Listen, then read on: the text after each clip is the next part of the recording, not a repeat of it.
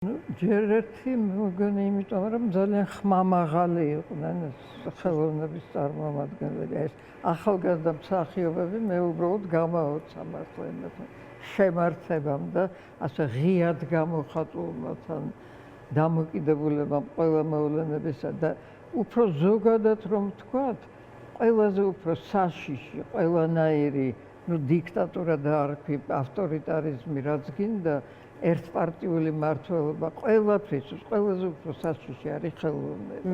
იმიტომ რომ საბოლოოდ აი მსჯავრი გამოაქვს ხელოვნებას ასე თუ ისე, ხან შეფარულად, ხან პირდაპირ, მაგრამ რაც მთავარია, აი ჩემ ფილმში ერთ-ერთი ფრაზა ეს არის რომ დიქტატურა დროებით წარმავალია, ხელოვნება უკვდავია. ეს არის ეს აქსიომა. აი ეს უკვდავი ხელოვნება შეიძლება სულ პატარა რამეში იყოს გამოხატული, მაგრამ ჩვენთან სხვათა ჩვენ კიდე რამინდა ვიცი, რას მინდა ხაზი გავსვა, ყოველთვის ვფიქრობდი, რომ თუ რამე განსაკუთრებული თვისებები გვაქვს ქართველებს, ეს არის აი რაღაცა თანდაყოლილი არტისტიზმი და აი ხელოვნებისადმი მიდრეკილება და ეს ახლა ისე გამოჩნდა აი ამ აქციებში, როგორ გამოჩნდა მართლა ეს ჩაკრულო, ეს მრავალჟამიერი ეს რა ქვია მას ფორუმი, აბარა. ეს შობის სიმღერა. ალილო, ვეღარ თქვი ეს ალილო. რო იდგნენ იქ და მღეროდნენ, ნინო ჟვანია დირიჟორობდა, ის მღერობდა მსოფლიო პაატა ბურჭულაძე იქვე მამუკა ხაზარაძე მღეროდა არაჩვეულებრივი იყო და ხორუმი ეს თქვენთვის მართლა საოცრებაა რომ მე ერთი წლის წინ დავწერე რომ ზმანება მქონდა ასეთი როგორც მთელი საქართველო ჩამდგარია ხორუმში დიდები პატარები და მიდიან ერთად დიადი მიზნისკენ გამარჯვებისკენ და მე აი ეს ამიხდა პირდაპირ ეს ზმანება აი როცა დავინახე ეს ხორუმი მართლა რაღაც შემზრა პირდაპირ ამიტომ შემთხვევითი არ არის საქართველოში ხელოვნება საერთოდაც მსოფლიოში მაგრამ საქართველოში რაღაც მართლა დიდი როლი აქვს ნათამაშები აი არ ვიცი შუშანიკით დაწყებული და ვეფხისტყაოსით და ყინწვისის ანგელოზით და საგალობლებით და სვეტიცხოვლით და არ ვიცი რამდენი რამე შეიძლება ვთქვათ რამაც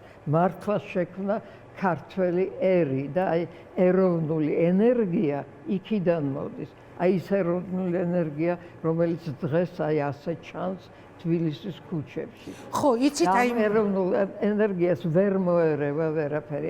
აი ეს არის ჩემი. აი მე რომ გითხარით წეღან მე მაქვს თქო ჩემი მოსაზრება, რატომ ესეთი განსაკუთრებული დარტყმის ქვეშ აღმოჩნდა სახელოვნებო სფერო და ეს მართლა არაჩვეულებრივი ახალგაზრდა განსაკუთრებით თაობა მე ასეთი ერთ-ერთ გადაცემაში ვთქვი, მე მგონი გიორგი იყო მაშინაც ჩემი სტუმარი, რომ ბიძინა ივანიშვილს, რომელსაც ჰქონდა წლების განმავლობაში ქველმოქმედება გაწეული ამ სფეროს წარმომადგენლების მიმართ, ჩემი ვარაუდით, აი ჩემი ახსნით, მას როგორ ჩანს ეგონა, რომ ჯიბეში ედო ეს სფერო. ინგა აქ სხვა რა მოწვავ. დავასრულებ თუ შეიძლება გიორგი და მე მოვისმენ შენს მოსაზრებას ქალბატონ ილანასი ნანუკასიც.